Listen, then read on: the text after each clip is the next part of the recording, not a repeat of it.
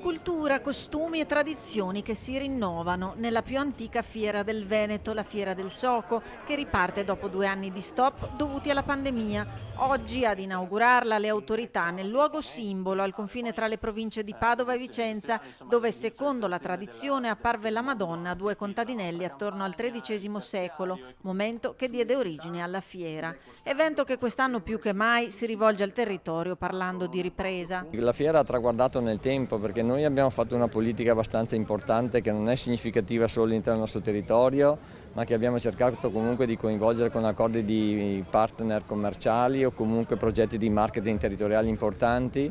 Quindi abbiamo ospitato molte specialità nel tempo di tutte le regioni italiane, ma siamo andati anche oltre i nostri confini, per cui abbiamo cercato di dare una dimensione veramente importante che possa essere un riferimento proprio per tutti. Noi con la nostra manifestazione, la grossa fiera, ospitiamo tante e tante attività che auguro e auspico e che effettivamente possano avere il loro giusto guadagno, il loro giusto ristoro. Questa fiera è una fiera che dura tantissimi giorni, che muove persone, muove chiaramente l'interesse verso il nostro territorio, magari quello meno conosciuto rispetto al capoluogo, ai comuni più importanti in senso di grandezza.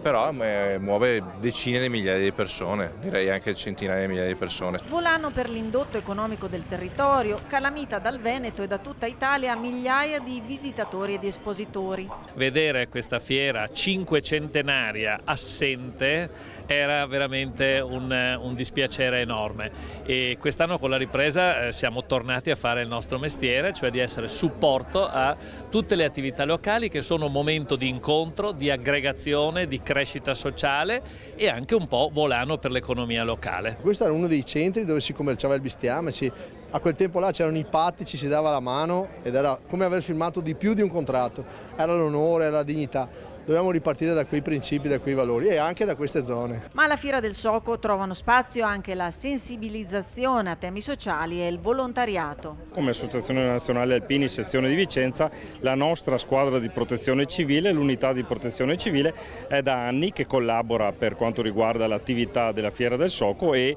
collabora seguendo la questione della sicurezza, insomma, ecco, con la Fiera del Soco.